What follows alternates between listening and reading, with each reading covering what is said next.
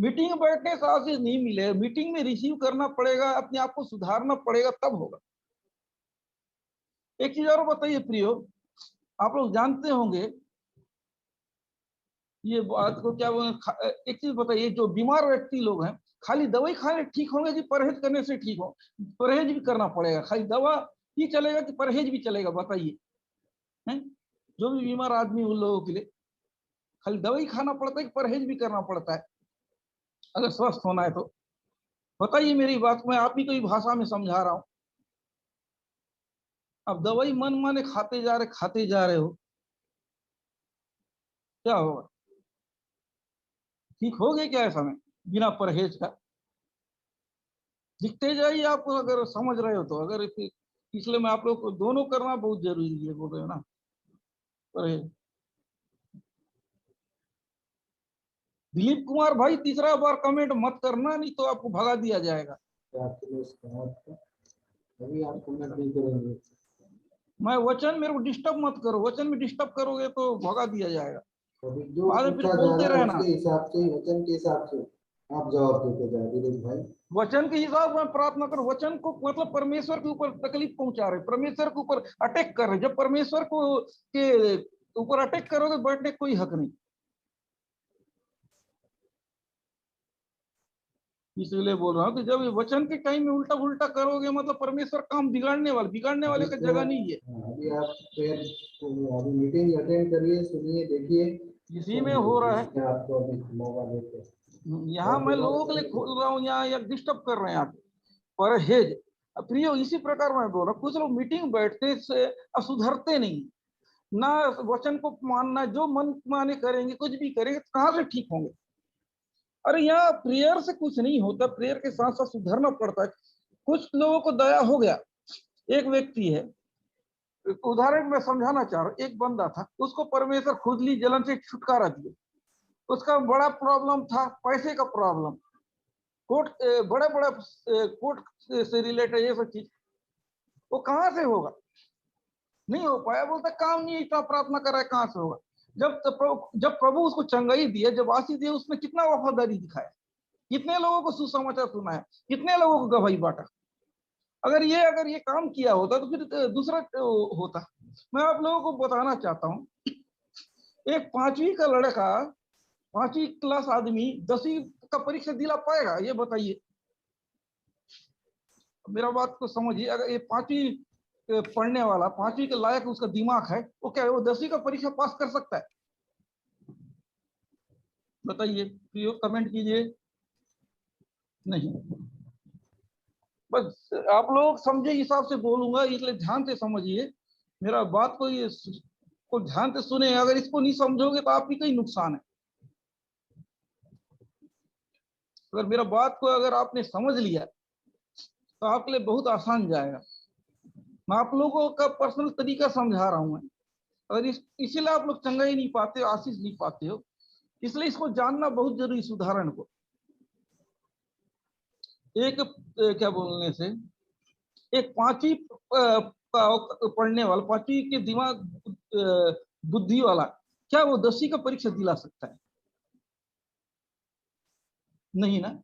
तो इस चीज बताइए, एक व्यक्ति क्या बोलने से, छोटा विश्वास क्या बड़ा विश्वास का काम कर सकता है? हैं? जिसके अंदर छोटा विश्वास है, क्या वो बड़ा विश्वास वाला है, वो काम कर सकता है? हैं? नहीं। मैं एक चीज और बता रहा हूँ, जिस व्यक्ति को हाथ पर दर्द रिसीव करने नहीं आता है, वो क्या बोलने से कैंसर जैसा बीमारी को रिसीव कर पाएगा?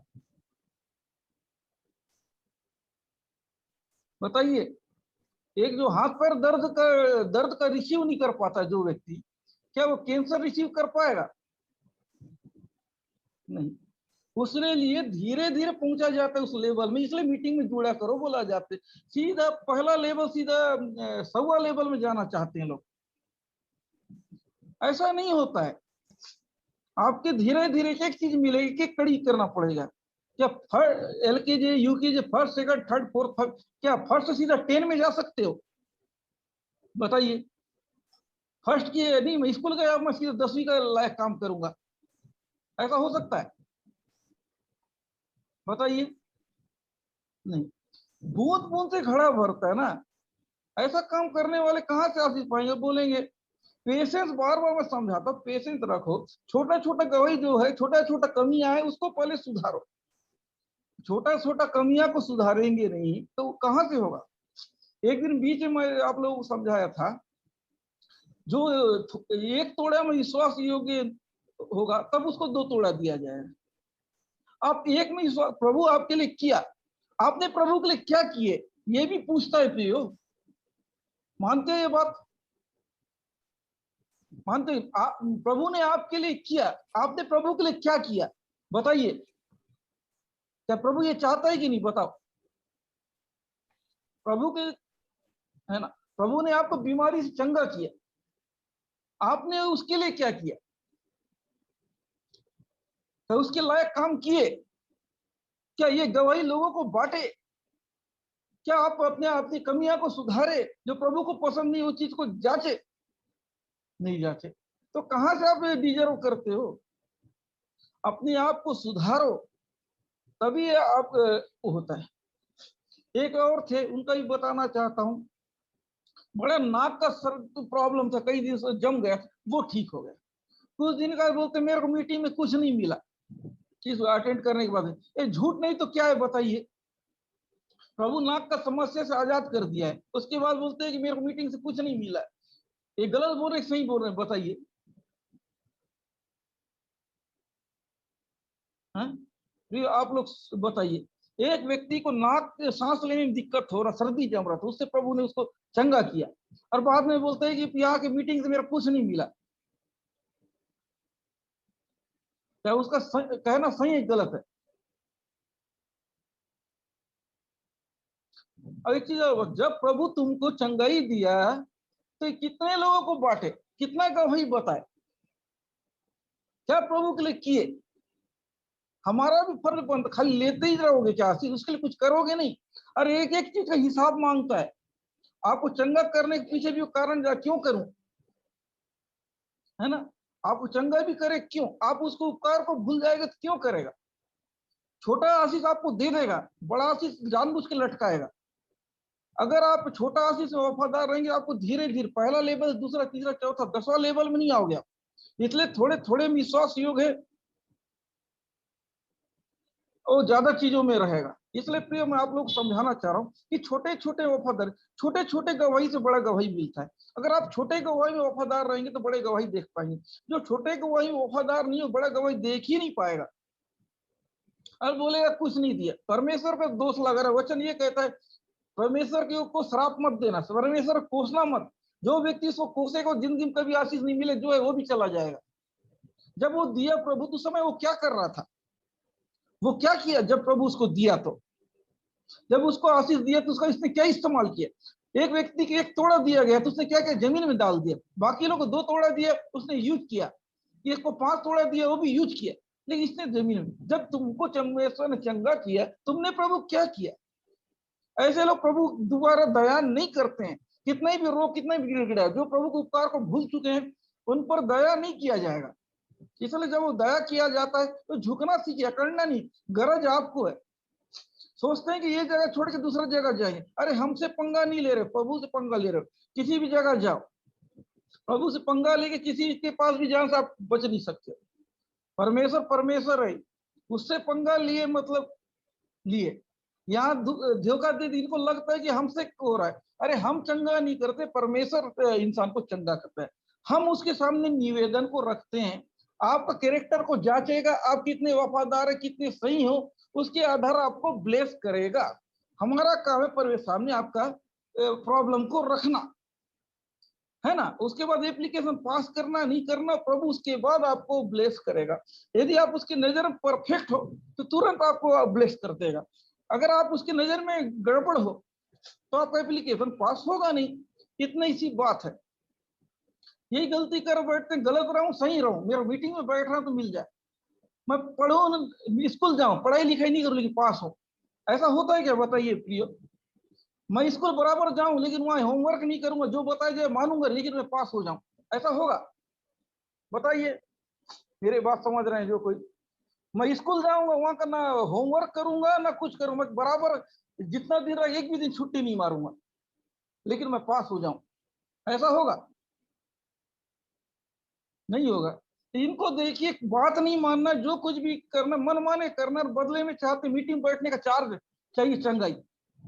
अरे परहेज नहीं है तो चंगाई भी कितनी महंगा दवाई भी खा लो। एक शराबी एक तो बीमार है बहुत ज्यादा, उसको शराब पीने के लिए मना है, दवाई भी खाएगा, दारू पिए, क्या उसको असर करेगा? बताइए। एक शराबी व्यक्ति है, उसको लीवर में प्रॉब्लम है, कि उसको बोला गया है कि दारू मत पीना, लेकिन फिर से तकलीफ बढ़ जाएगा, और दवा के साथ दारू पिए काम चलेगा? वही काम करते हैं लोग। परहेज तो नहीं करेंगे, पाप के साथ प्रार्थना कराएंगे, आज्ञा अनाज्ञाकारी के साथ प्रार्थना कराएंगे, कहां से आशीष मिलेगा? शराब के साथ दवा खाएंगे, ऐसा थोड़ी होता है। सीरियस हो जाइए प्रिय, मैं क्लियर बात बोल रहा हूँ, लोगों को थोड़ा बुरा लग सकता है, लेकिन हकीकत है। अगर मैं आपको झूठ बोल के लूंगा तो आप ही का नुकसान होगा, आपको फायदा नहीं मिलेगा। कुछ लोग हैं जो झूठ बोल बोल के, बड़ा चढ़ा के, चुपड़ी चपड़ी बात कर करके लोगों को बहलाते हैं। हमारा ये काम नहीं है प्रियो, हमारा काम अलग है, हमारा जिम्मेदारी अलग है, प्रभु ने जो काम दिया है वो अलग है। इसलिए प्रभु प्रियो, हमारी बातों को समझने का कोशिश कीजिए। यदि आप समझ गए तो अच्छी बात है, नहीं आप ही का ही फायदा, नहीं समझे तो आप ही का ही नुकसान होगा। इसलिए प्रिय, ध्यान से समझिए कि चाहे कोई परेशानी हो, चाहे अंधेरा हो, अगर आपको उजाला देखना है, उजाला में चलना है, तो आपको ठोकर लगेगा नहीं, है ना? अगर आपकी जिंदगी में उजाला है तो आप ठोकर खाओगे नहीं।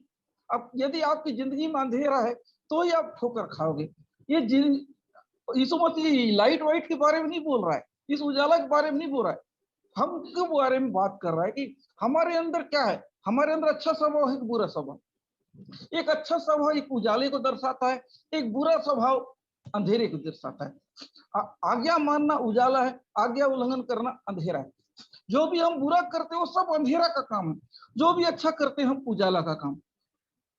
इसीलिए प्रियो, कि अगर आप उजाला में रहना चाहते तो अच्छा कीजिए, बात मानिए, पॉजिटिव कीजिए, नेगेटिव मत कीजिए। जो आपको भला करे, प्रभु को पसंद आए तो अच्छा होगा। क्या मेरी बात समझ में आ रही है प्रियो?